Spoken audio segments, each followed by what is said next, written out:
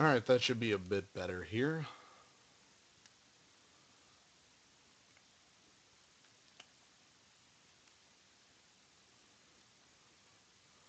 So this is going to be another Gatecrash draft. Haven't done one of these in a little while. Want to get this going again. Still enjoying this format. Guess it doesn't feel as solid as Return to Rav yet, so... Oh, I'm Sly09. Hi. Alright. Get everything up and running. Give it a little bit of time here.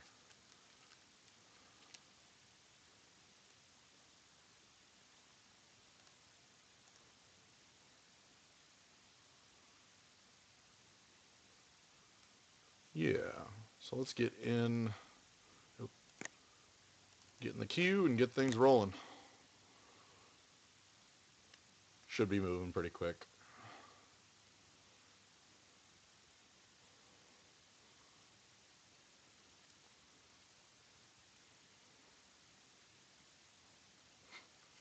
Alright, thank you. Hopefully this one goes well. We get to rip open something insanely cool. Hell, nuts!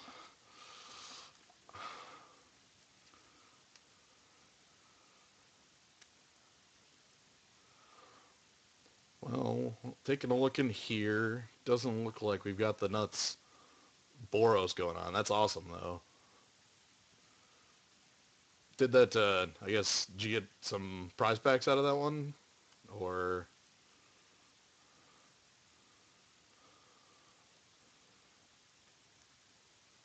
Nice. Alright.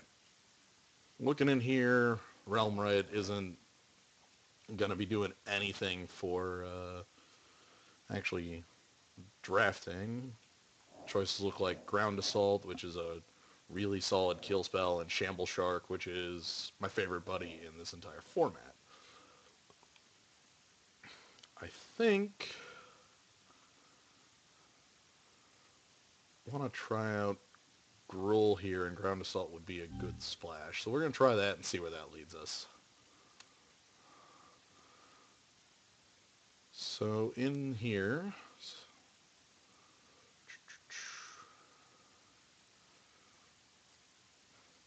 Yeah.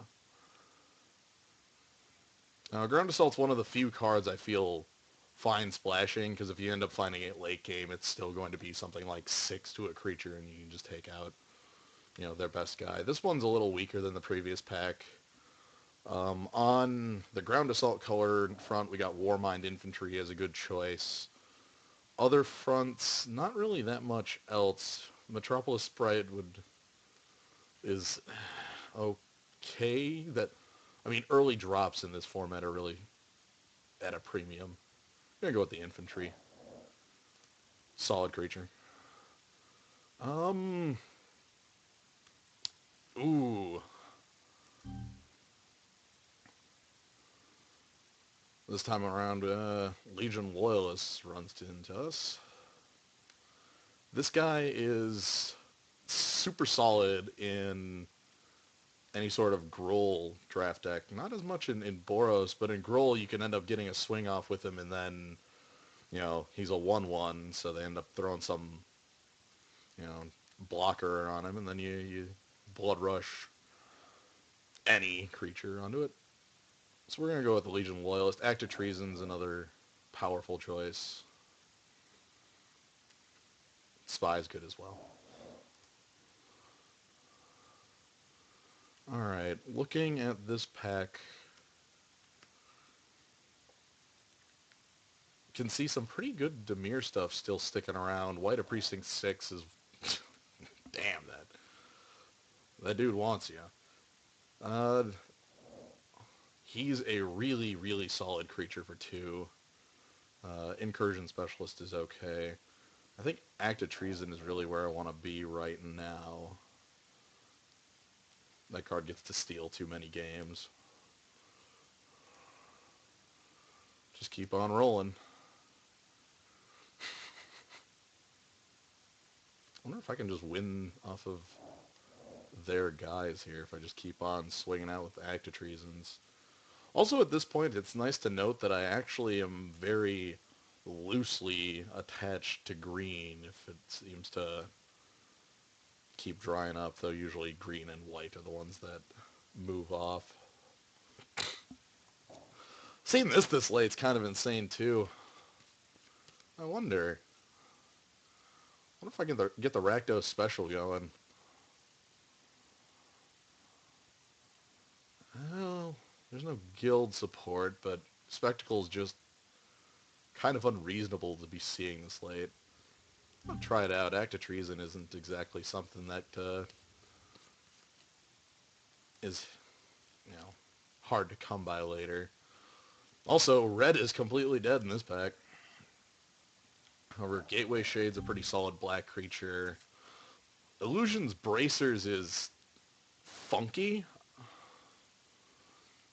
Evening No Mitten. Yeah, Bracers are funky. I've seen some good games going on with, was it Bane Alley Broker, a couple other odd creatures like that. Also, good to note this Sage's Road Denizen is still around. It looks like blue is near, pretty open on the side. Alright, so what do we got in this guy? Yeah. Sage's Road Denizen is actually my favorite common creature for, like, the Dimir style decks, just because a 2/3 is really, really solid. Like, you end up blocking a lot of the 2-drops and 3-drops pretty effectively. This pack, honestly, Act of Treason still looks like the best choice. Though Shadow Slice is good, too. I think the Act would get us more damage overall. Hey. Now this guy could fit in here. Undercity Plague is not a card I've ever gotten a chance to play with. It's a Cypher card. Target player loses a life, discards a card, sacrifices a permanent. It's I guess a one-sided variation on Smallpox. But given the right creatures, which we do need to locate soon, could go well. Things that are still in the pack. Not a lot going on here anymore. Might be worth picking up...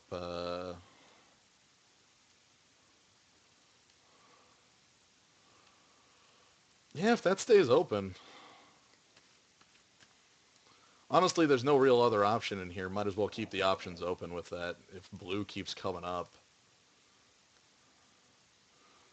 Because it looks like green is pretty well accounted for. Again, not much going on here. Love the Mortis Strider. He's not terribly good, but he is fancy and a skeleton. Grab him. What else we got going on here? Nothing much. I feel like the Contaminated Ground is honestly the best. Although if I was heavier in green, I'd grab Verdant Haven at this point. Gear. Alright, this is all the end of the pack. Let's just go ahead and pick a card. So our current issue is the fact that we have 1, 2, 3, 4 creatures total. So that's something that's going to need to be accounted for as we go here. This is going to look funky. Ooh.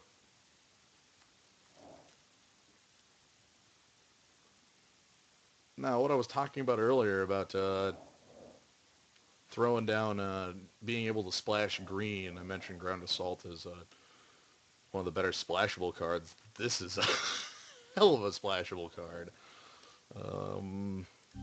That's easily the pick here. There's no other card that even is near its power.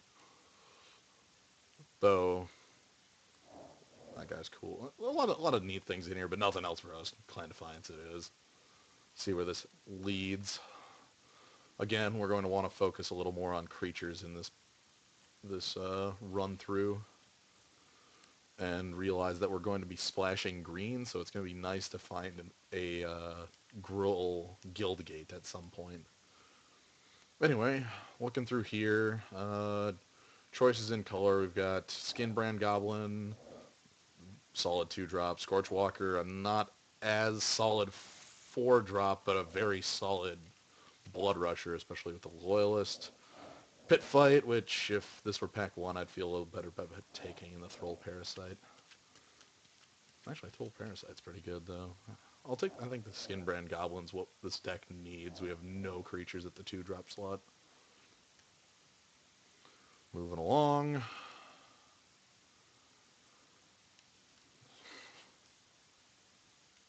Nice stuff going on here. Looks like Boros is a little more open than I expected with these guys sitting around. I think another Skinbrand Goblin is what we're looking for, though. Again, a creature base is important to establish at this point. Same with the... Oh, Firefish Striker is actually a really nice 2-drop. It's a battalion, target creature can't block. Alright, so this is looking different. I'm not certain where exactly this is going, but...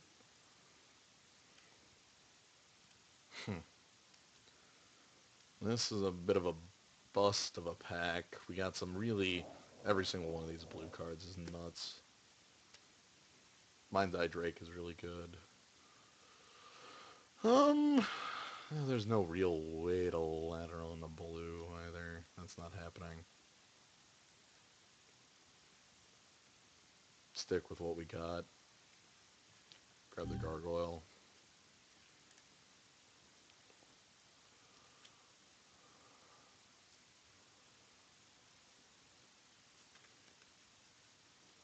Sure. Gutter Skulk. Alright, cool. Now we're getting a couple of the better, I guess, black cards for us that... I guess I didn't run through that. It was either between the Syndic Enforcer or the Gutter Skulk. Because this will give us a nice, like a solid creature base. So I'm going to go ahead and kind of hide this Dimir stuff for a moment and see what we got. Because this is going to be... Well, I can't... I can color sort. So yeah, we're definitely splashing this. Like, no way I am going to be playing this deck without a Clan Defiance if I have one. That is straight up our best endgame. Honestly, it might end up being some weird 3-color thing, and I don't know exactly how I'll feel about that, but blue from the left is looking a lot more open. Gridlock, Keyroom. I think we'll go with the Swine. Again, nothing certain on green, but... Huh.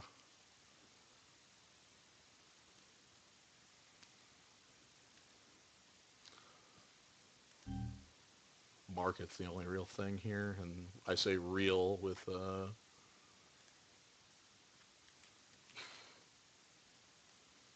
it's not actually real here.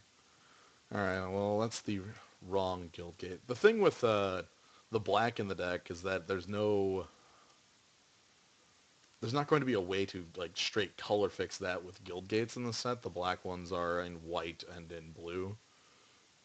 This is honestly looks a lot more like a deck I'd be drafting in. Grab that Dimir Charm.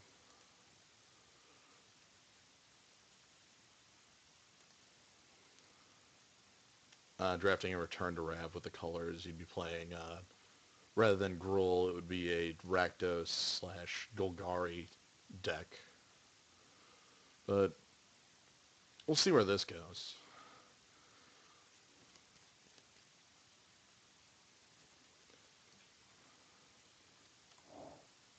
Sure, all of these are questionable. keep up the contaminated grounds I really don't want to actually have to play in the deck. Mana fix myself, get swamps. Hell yes.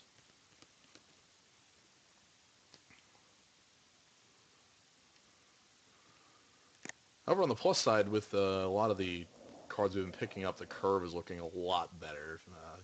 We already have 4 2-drop creatures and a useless structural collapse. That's fine. And kind of a number of running up here. Like a lot of these 5-drops are deceptive in that we're not actually playing 10 Street Market, I hope. Alright, so goals on pack 3. I was finding, again, Grohl Guildgate or something to that effect would be nice. What do we have going on in this one? Oof. This is a lot of really nuts options here. So just looking at the cards of note here, we've got a lot of like nice removal spells. Aetherize is, I guess, a lot less ridiculous than I thought it was, as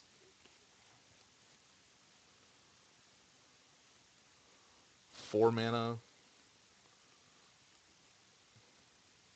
Like, you have to leave up 4 mana for that trick. But then 1,000 Lashes is a really nice removal spell. My actual big card I like in this one is Gift of Orzhova, as it would be double black in the deck. Oh, okay. Yeah, a bit sorry about that. Logical, the draft process kind of ends up being quick and kind of on the fly at times.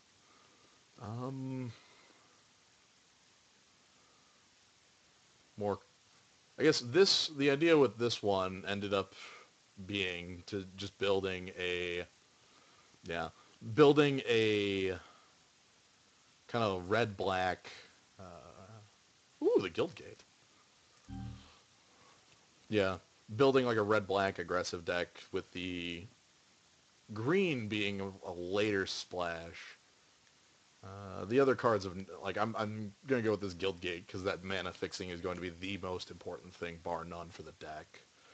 But other cards of note are mostly just these 2-drops, Skinbrand Goblin and Basilica, a Screecher. So we'll go ahead and grab that. Alright, looking through this. Now this is where I feel really happy about being in black, because Ogre Slumlord is one of the most ridiculous creatures I've both played with and against. It's, again, whenever another creature dies, you get a 1/1 black rat, and all rats have Death Touch. And that doesn't say you control or opponent controls, so the moment you play this card, you just go ahead and swing in and turn your team into rats, and then your team is rats, and your opponent can't attack you anymore. Honestly, this isn't much of a choice, I feel. The Ogre Slumlord is really, really good. Like, if one of their creatures dies, you get a 1/1 Death Touch to kill another creature. I do like Killing Glare a lot, though. Instant speed removal is nice. Anyway, moving with that. Looks like here we're, I guess, feeling the benefits of actually being in black. Yeah. Right there with you. I don't like passing Killing Glare, but I've never cast Ogre Slumlord and felt, wow, that was underwhelming. This one, I guess our main thing would be just a little more removal with this Devour Flesh. We're actually looking okay on creatures, and we still have more time. We're on 12, and I think almost all of them are playable. So we're going to go ahead and pass up the Bomber Core, which would be the real creature choice here, mostly because I really don't like Bomber Core. Might end up picking it, though, because, oh, hey. Okay, so going through this pack, this one's, I honestly kind of wish I would have seen this one a little earlier and been able to smuggle my way into Dimir. Dinrova Horror is kind of nutty. Lazov, not so much, but the Smog Elemental looks like a very good candidate to gain some googly eyes, I think. Like, you just throw them right there on him. I'm feeling, though, that the Bomber Core is the card I really want out of here, because the early creature base is great. He does look like he has googly eyes going. I'm like, ooh. Okay, so back in here, again, this is a lot more of the black finally coming around to us, which is really great to see. Balustrade Spy is I guess, just a 2/3 flyer, which that mill ability isn't going to be terribly relevant. But Death's Approach is also a nice removal spell. I feel like the 4-drop is a bit empty. Logical, actually, after this is the final pack of the draft here. At the end of the draft, I'll be able to do deck construction and just kind of pull up any amount of basic lands, swamps, forests, and such, swamps and mountains that I'll be needing for this. Yeah, things like this Guild Gate here, I won't be able to grab, which is why I ended up picking it up, so I'd have an easier time of being able to cast Clan Defiance and Ground Assault. It looks like those are the two splashes I'll be making. In here, we get to see the Simic fun time. Cloudfin Raptor this late is, I guess, a bit odd. This is one of the best cards for Simic because it ends up being about 2/3 or 3/4 flyer for one. And Miming Slime is also a really powerful card. But again, we're still a little light on removal, and Devour Flesh is a nice little spell for that. Oh, no, don't do this. Okay. So, okay, back when we opened Clan Defiance, that's one of the best cards to end up splashing in a deck. Entering the Mind Grind is, I think, my favorite card to splash in a deck. You end up throwing that down.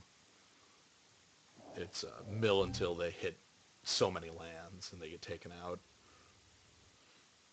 We're going to end up picking up the Smog Elemental because he's back. He's probably the best thing in that pack for us.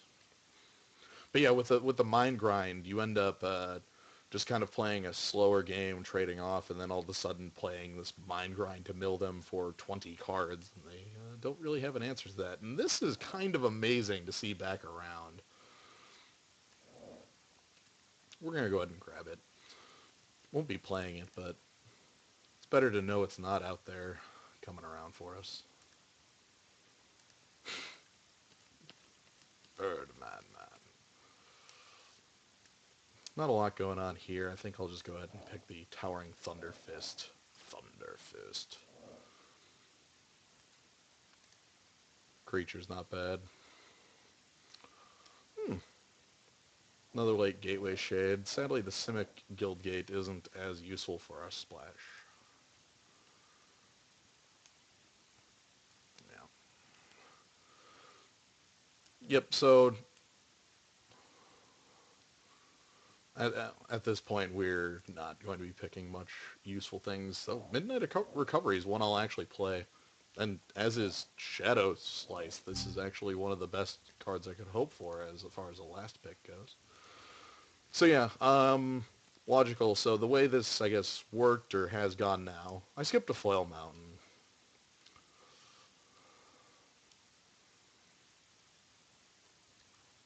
I'm really happy with Hydro Form, just because every time I see the card, my mind just goes back and thinks, Hydro Thunder, and I want to really get somebody with it and get the blocks.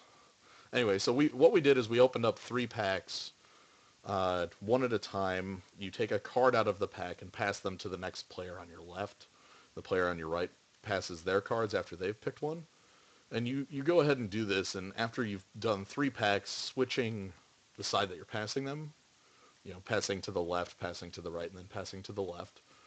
Afterwards, you want to build a 40-card minimum deck I say minimum, like kind of implying that you could go higher. You really don't want to go more than 40 for the, I guess, the simple reason of in this format I only have so many cards such as the Ogre Slumlord or I guess Grizzly Spectacle or Clan Defiance is a better one that I want to see as much as possible.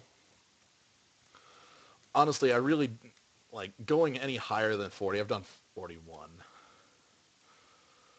Yes, there is. If you end up having no cards in your deck and you fail to draw, you don't lose immediately on losing all of the cards, but it's when you fail to draw a card, you end up losing the game. Which does come up in this format with the blue-black Dimir deck. They have a lot of mechanics that allow you to mill cards away from the player and win through that. The Mind Grind earlier can let you mill for a large amount of cards off the opponent, and that's going to be, I guess, not picking that means somebody else at the table has that. But yeah, so the idea is to stay as close to, yeah, is as close to 40 cards as possible, just so that you have a better chance of seeing your best ones. You know, if I'm running 40 cards, every time I draw, I have a 1 in 40 chance of finding this. It's simplified. It's lower than that, but 38, 5, 30, after I'm drawing. Whereas if I'm running 45 or 50, I have a 1 in 50 or 45 chance of seeing cards like Clan Defiance. So I guess running these through, these are the two that I am going to be ending up splashing. So I'm going to want the Guild Gate as well over here. And then we can go through what we've got else. So this is a black card that can go in the black card pile. First things first, the big ones. Ogre Slumlord and Grizzly Spectacle are going to be in. Let's go ahead and grab the removal. These Devour Fleshes are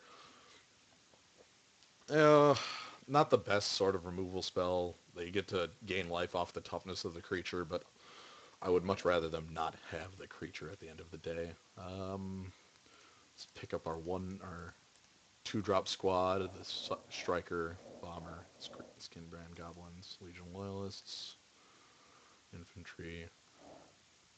I really want to play this happy guy. Let's see what it looks like here. Syndic Enforcer, Midnight Recovery, the Shades, Skulk, Undercity Plague, Shadow Slice, Act of Treasons, Smog Elemental, and let's go ahead and throw the Towering Thunderfist and the Millennium Gargoyle in. Okay.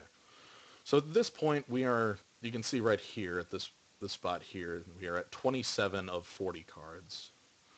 What we're kind of looking to do is keep about a 40% ratio of cards to land, or I'm sorry, land to cards in the deck. So for every 3 cards, 2 land. That's by no means a rule. It's just I guess a general idea of how you want to do things. Any less, you can end up running into issues where you don't see enough lands anymore, and you end up seeing too many.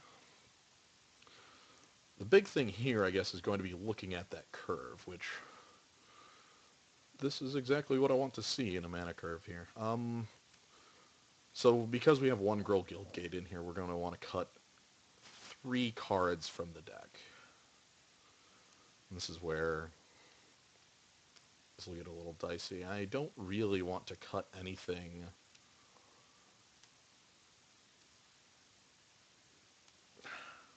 to like any of these creatures. Looking at the creatures we do have, it seems less than likely we're actually going to be able to connect with these Cypher cards. I don't know if we're going to want all of them in here. Shadow Slice is a lot better in a Dimir-style deck, or heck, even a Orzhov-style deck where we have some form of flyer to actually connect with them. The ability Cypher on there means that after you cast it, it attaches to a creature you control, and then when that creature deals damage, you get to recast the spell again.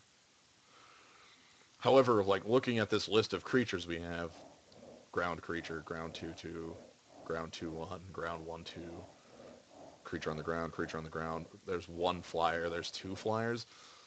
I don't think the Cypher plan is going to be very powerful. That also might mean not playing this Undercity Plague. That one, give or take, like it's not going to be very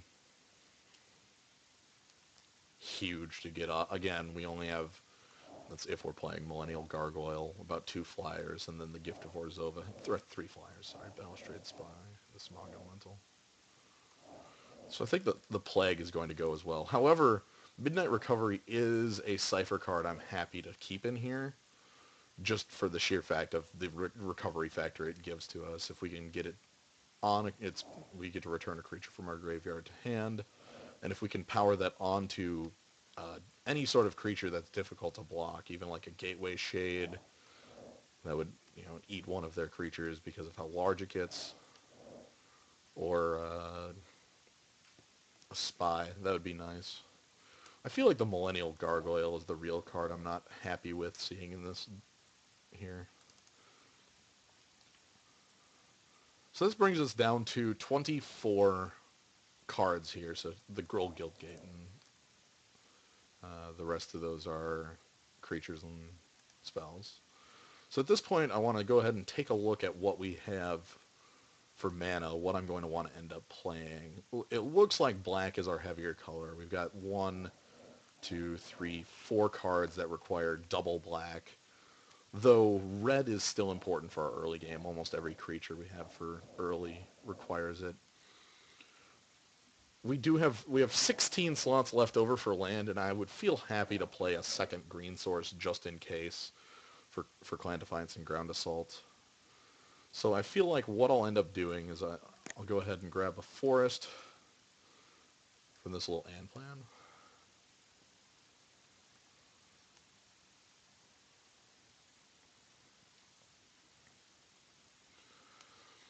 Now the thing with Cypher in Limited is that unless you have a way to connect with the creature, like it's either oh god, what's the name of that rogue? The rogue that can only be blocked by other rogues. He's so roguish. If you don't have a way to actually connect with your Cypher creature the turn you cast the spell, they're really underwhelming, unless they're named Hands of Binding. Anyway, so we have the 1 forest. That leaves us with 15 more slots, so I think I'm just going to end up playing 1 extra swamp.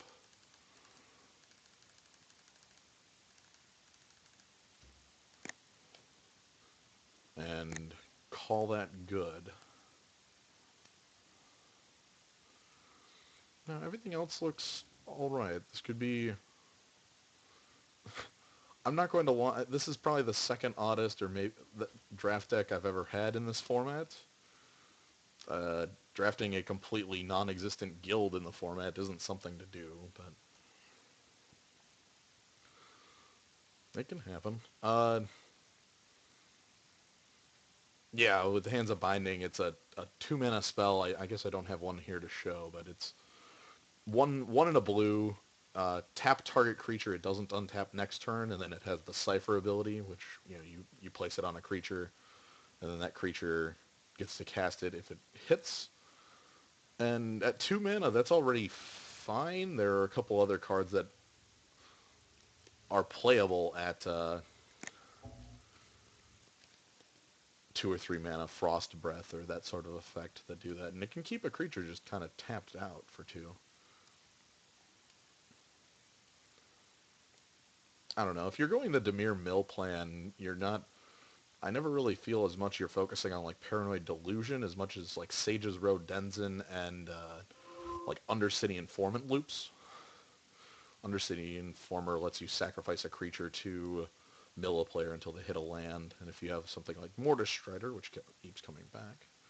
Anyway, with this deck, we are the aggressive decks that we do want to play first, and this is... oof. This is a very awkward-looking hand. That forest is not happy to be there, and we would really appreciate drawing a mountain to end up keeping it. I knew it. Yeah. That forest is pretty much just straight up greed catching up. I think I end up having to mulligan this just due to it. Just sad. However, this is a fine 6. Honestly, it's the exact same hand we just had with 2 lands, with the exception of... Yeah, like, with the exception of the Devour Flesh being replaced by, like, a Girl Guildgate. So this gives us our green source for later as well. However, we will need to find a red source with it. So no, we do not want a mulligan. Our opponent kept their hand, as we can see up there.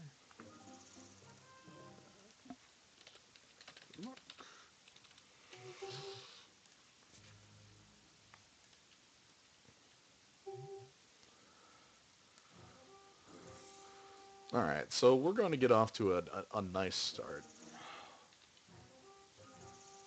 Run Skinbrand Goblin out there.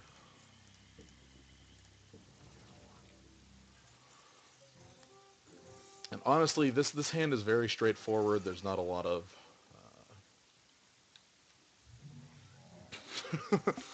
choices to make. I guess we have a choice here to attack into a Frilled Oculus and get murdered, or not. We're going to choose not.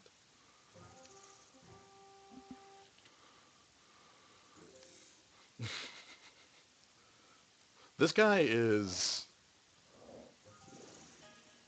probably my second favorite. I don't know.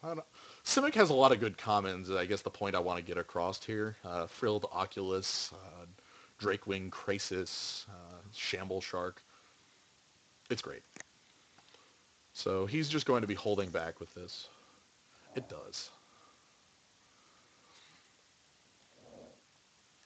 So we're going to go ahead though and get the Balustrade Spy going on. Ooh. I feel fine in saving this here. We're going to be able to get through the Frilled Oculus and maybe save this for a better threat at a later point here. So the Spy will mill him until he hits a land, and that was probably... This is a very good Balustrade Spy.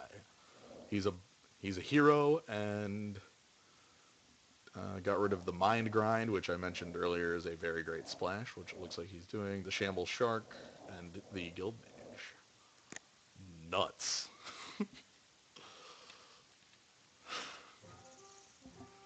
So, but however, not getting anywhere with that Skinbrand Goblin quite yet. It does look like he's a little heavier on black if he has both the Key Rune and the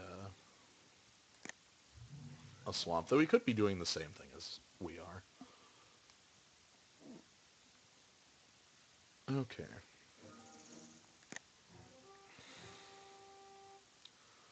Yep, so he's going to be getting some damage through with the Frilled Oculus.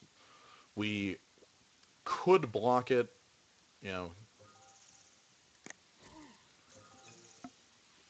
but that ability pump, we actually don't have 5 power to kill it with. We will next turn, though. Ooh. That's one of the better cards to see at this point. So we're going to go ahead and swing in with Balustrade Spy and play down the Towering Thunder Fist.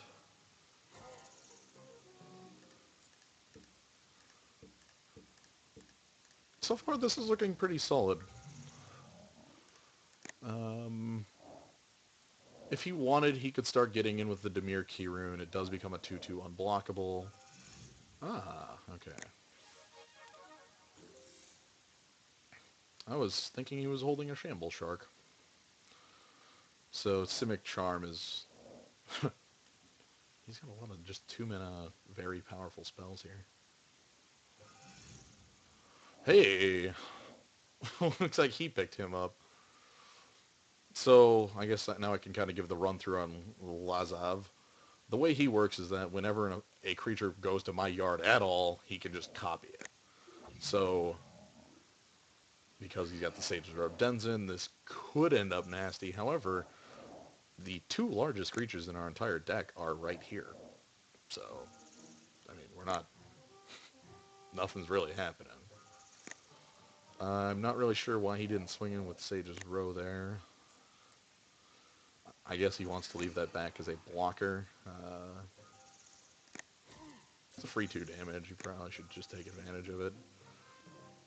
Alright, so we're going to go ahead and perform the same play. The other thing with Lazav is that he's hexproof, which means he's untargetable to our ground assault.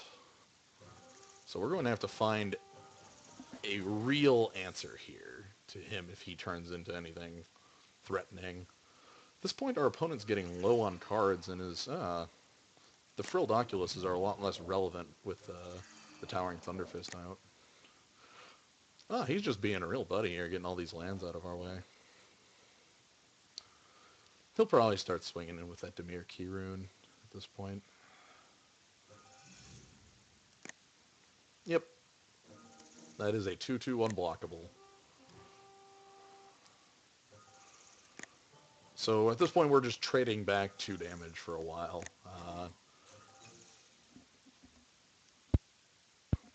Our real power is going to come when good old Smog Elemental gets online.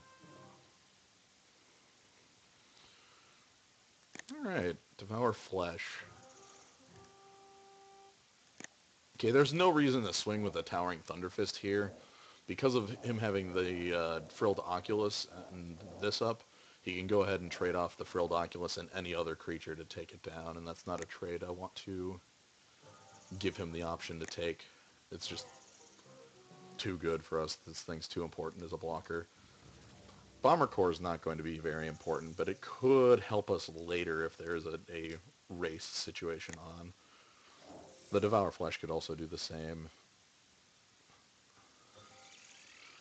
Okay, that's a good thing to see out of him this late. There's no... He's currently on 1 card left in hand here. We still have 3. It looks like he's having a little worse luck with the land than we are. But yeah, I guess the real hope here is just to see something for that Smog Elemental. Yeah, like this swamp. Because right now we're actually losing the race. He would hit us for the final point right before we would hit him. However, the Smog Elemental also has the nice upside of if he ends up drawing something like Drakewind Krasis or, you know, Cloudfin. Ooh, I don't think he's going to like what happens there.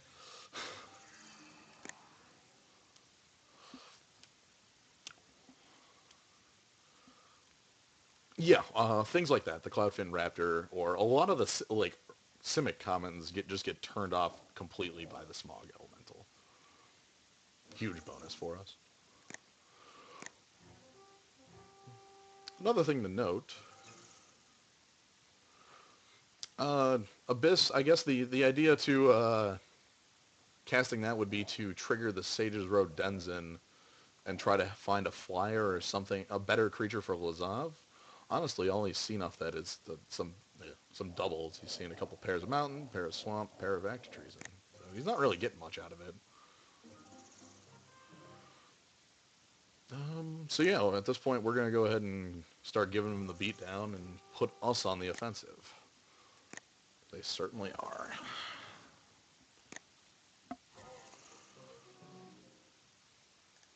Play that forest out.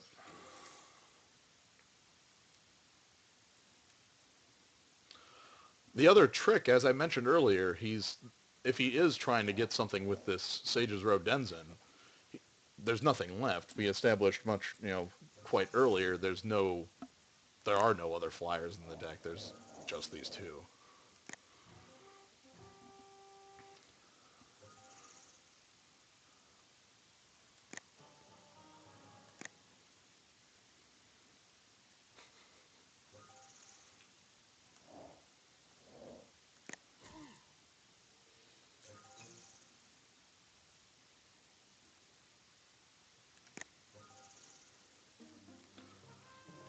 Alright, so at this point, honestly, we're just going to get in.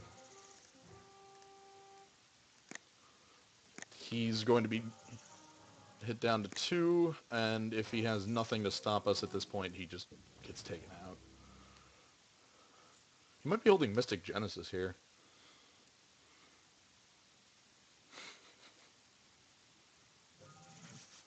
Ooh. Okay. The trick with him casting Mystic Genesis here is I don't care.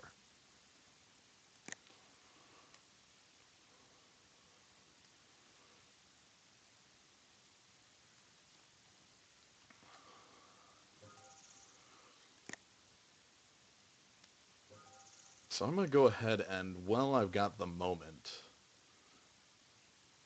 go ahead and take out one of the frilled oculi. That's not right. Because we're going to have an issue here where he actually might be able to deal some real amounts of damage if he swings all out. And I would much rather that not happen. Because he does have a, let's see, 3, 4, 5, 6, 7, 8, 9, 10, 11, 12 points. And if he could get through with all that, he could take us out. We do have the Devour Flesh as our final backup. We can just go ahead and cast that and sacrifice any of our creatures and not care.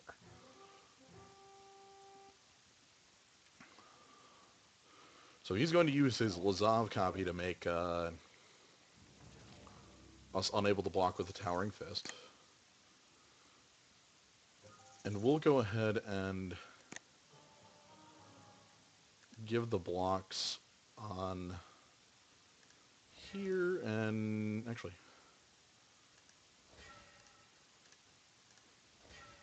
these guys here. So the main crux of these blocks is going to be the fact that even if he does have a Simic Charm, we still have the Devour Flesh as our final hurrah. I do not think there's a card he could play at this point to get us out. He could have an Aetherize, I suppose. I guess I should block with that in mind instead. So let's do that. We'll block down to down creatures rather than anything else. Because this is 1, 2, 3, 4, 5. Yeah, we'll do that. That's 9. He can't kill us on that. Yeah, 3, 4, 5, 6, 7, 8, 9. And the Lazav ability still triggers even though Lazav is dead. Nope. Alright. Looks like he did not have it. Cool. That ruled. That was... he ended up conceding that game, logical, because he was at... He was swinging for 9 damage while I was at 10. And I could just swing. I could just swing with the Smog Elemental and deal the last 2 points to kill him. So... You can just go ahead and, I guess, concede a game like you would in real life. Just, Well, time to move on. Because these matches are best 2 out of 3. I'm really happy with that. Like, especially against this sort of Simic thing going on. Smog Elemental gets a bit of power from that. We also got the super lucky Balustrade Spy to take out his Mind Grind. Yes, the match will be best 2 out of 3, so at this point, between games, we get the chance to change up our decks. We're not going to be making any changes. Okay. So this here is just not a hand we can keep. Really nice lands, but no, we're moving on. So mulligan down to 6 again. And this is a much better hand. Not as much, large creatures going on, but Legion Loyalist is cool. Ooh. He can't handle my Legion Loyalist this turn.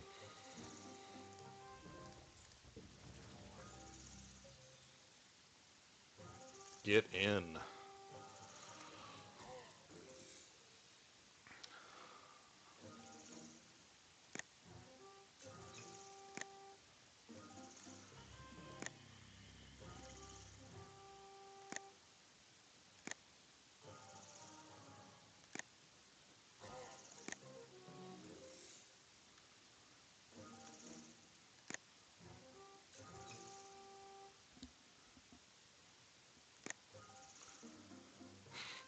It would be really nice to have, I guess, any sort of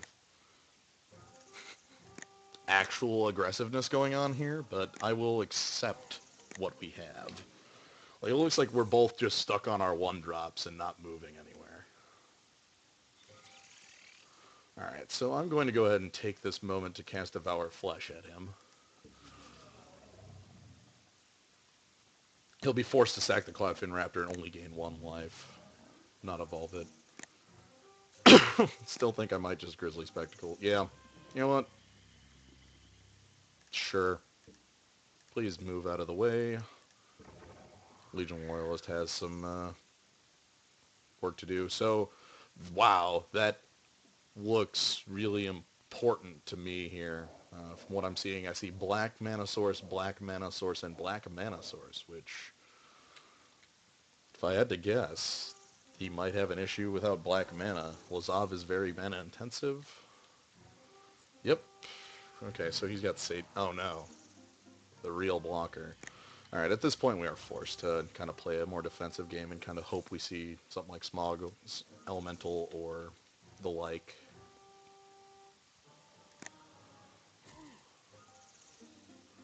Towering Thunderfist is a good one. I really... I'm gonna wait.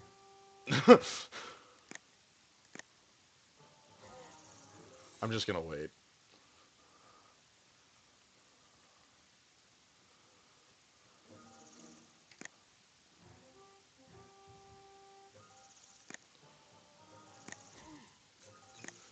The fact that he just hasn't done anything else really scares me to the Mystic Genesis on Towering Thunderfist. That would just be, I guess, a back-breaking outcome. Hopefully he just plays Lazav here if he's on double black now.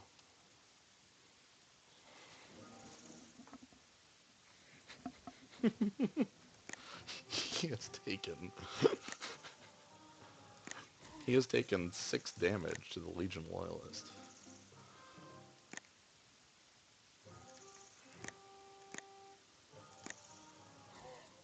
You know what? Let's just do it. I will just act a treason it if it is. What the heck has he got here? I don't feel... He doesn't... I need to do something because he doesn't have a reason to wait. So, here's Lazav. He's going to mill 2, and Lazav becomes a Bomber Core if he wants it. That's not very powerful. I'm not feeling very good about this game, but I'm not feeling out of it. I mean, if I just see green source, or I guess honestly a creature of some sorts would be nice.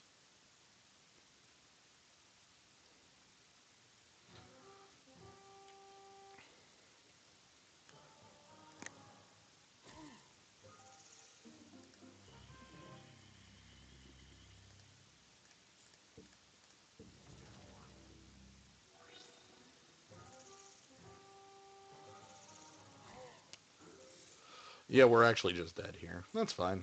There's a reason it's best 2 out of 3. My actual hope for Game 3 is that I don't have to mulligan to 6. I would feel a lot better about the game without having to do that. I'm glad to have the option, but yeah, he's just going to kill me here. The Bomber Core will deal 1 damage to Legion Loyalist. This guy did so much work. I'm so happy for this Goblin. I think he hit 7 or 8 times.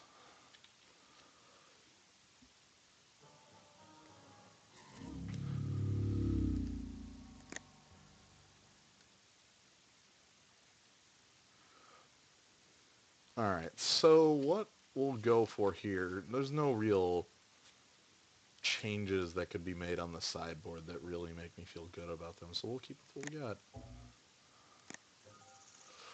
Alright, this is a solid hand.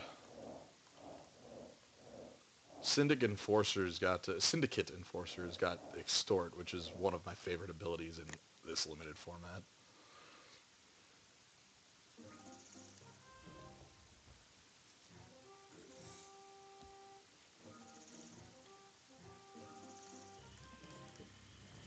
So this is going to be a pretty quick start here. We're just going to be moving in with the Goblin and hope he doesn't... Okay, so he didn't bring down the... So we're going to go ahead and trade. He didn't bring down the Oculus like I assumed. Good for us. However, Geyer Sage is a pretty powerful guy. But Gateway Shade is a hell of a drug, too. Let's see what he's got. Sage's Road Denizen. So we can no longer really get in with...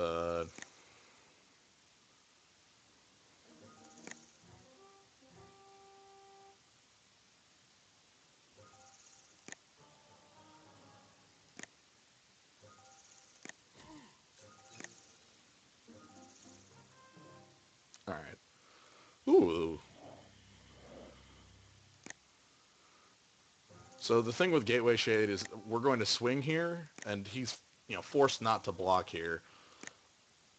But I don't plan on pumping him at all. It's just the threat of the pump that's going to keep him back. I need to get the Syndicate Enforcer going. He's off black this game again, though I don't know how important that is anymore.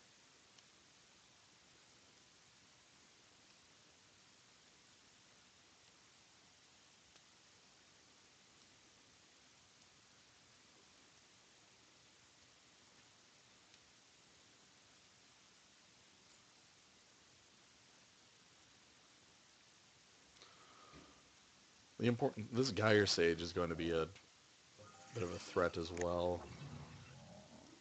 Ooh, mill 2 off the... Ooh.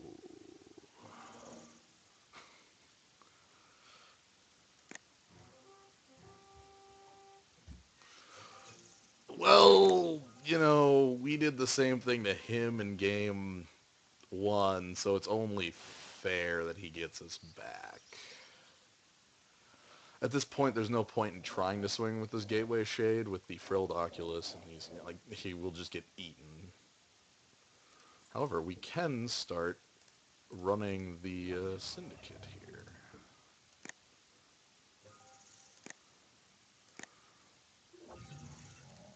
And see if we can return the favor, so to speak. Nope. That's fine. Honestly, the ability on Bellestrade Spy is more of a bonus than anything else. I'm not really attached to the idea of, I'm gonna get you with Balustrade Spy. But yeah, at this point, our real plan is going to be slowly draining with Syndicate Enforcer and Balustrade Spy flying over. Gateway Shade applying our better defense. I guess next turn. This turn, our defense is hope he doesn't realize he can swing effectively. That's a good defense.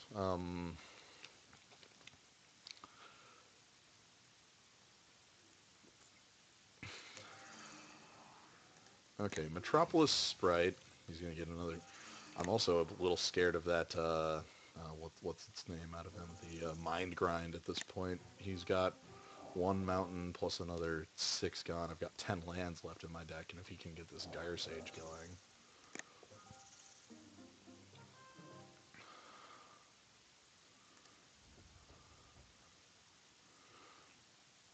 Okay, so the Warmind Infantry is going to be one of our real creatures that can attack as well.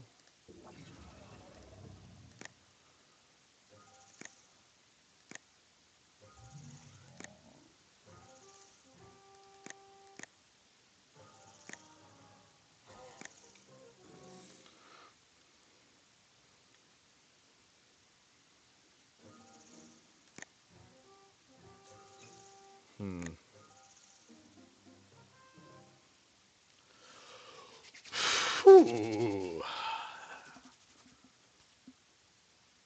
I am really happy to see Gift of Orzhova right now.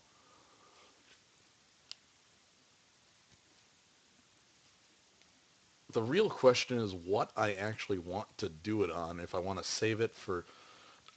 I'd honestly like to save it for when he doesn't have blue mana active.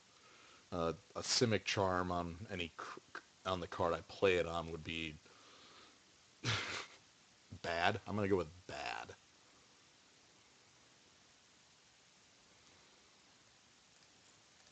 I'm going to go ahead and get the Bomber Core in, though.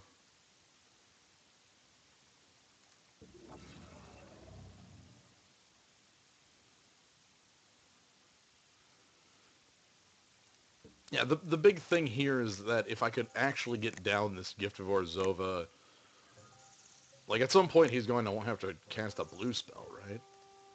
Like I'm in a position where I'm on the aggressive here. If I can get him to maybe waste the Simic Charm on this block, that'd be nice. Ooh. The future is mine to see.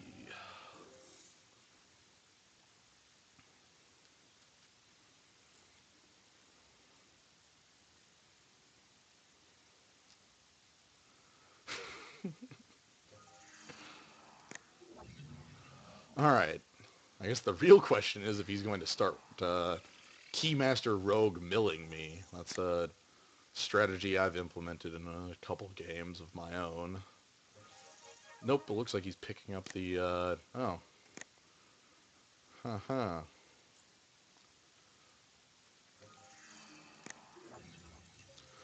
He is really going for the mill here, though. I feel like the Mind Grind is going to be the end of us if I'm not able to actually end this game very quickly. So what I'm going to do, we actually have a free shot on him completely unimpeded with the Warmind Infantry, and I'm going to sacrifice a creature to go ahead and get the shot off.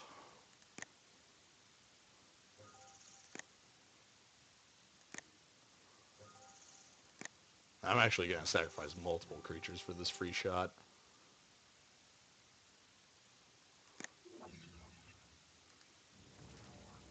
Go ahead and take out the Cloudfin Raptor.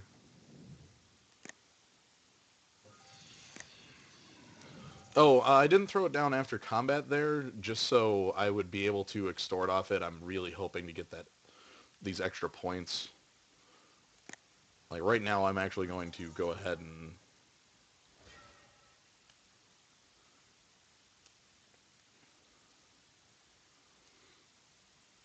like right now, the most important thing is that I keep him on the back foot. His cards in hand, he's currently holding a Metropolis Sprite and X. I don't know what X is, which scares me. Gonna go ahead and there's no point in. I don't think there's a real point in throwing Skinbrand Goblin at him.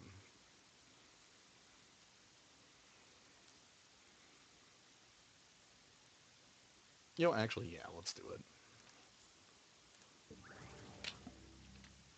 So this will bring him down to 4, which means Warmind Infantry plus an Extort spell or anything of that nature is lethal.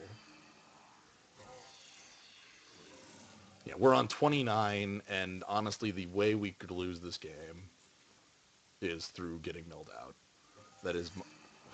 Whew, the second Sage's Row Denzin is scary.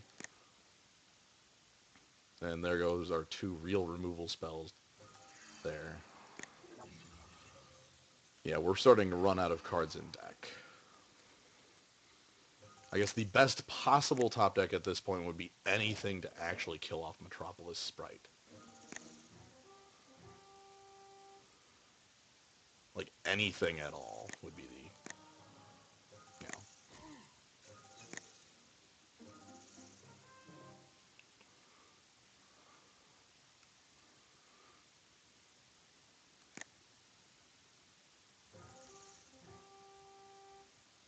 So, I'll give him the option to, like, block and go to 1. Okay, he's not interested. So, we'll just go ahead and get the Extort going and pray. Maybe we can get that going. Again, I'm quite scared the Mind Grind's going to take me out here. He has 2 unknown cards. And can Mind Grind for 1, 2, 3. Ooh, more cards off the top of my deck. I guess the question is if he has something, what his final card is, if he can deal with Warmind Infantry swinging for lethal.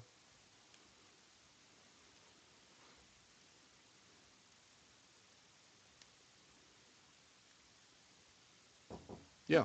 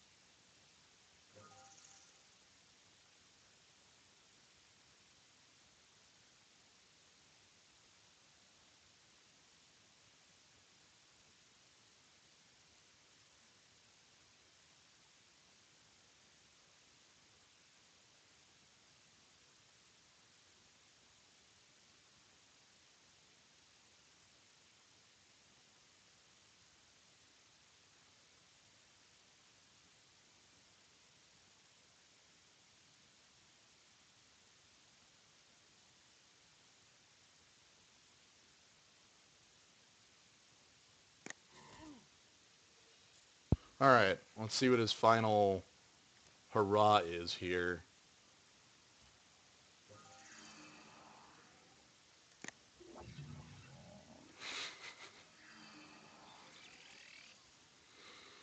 Um, yeah, that is not enough, actually. At the end of the day, he's going to bring me down to 3 cards left in deck, and Gift of Orzova is going to get us here. Uh, yeah, he is going to take exactly enough damage.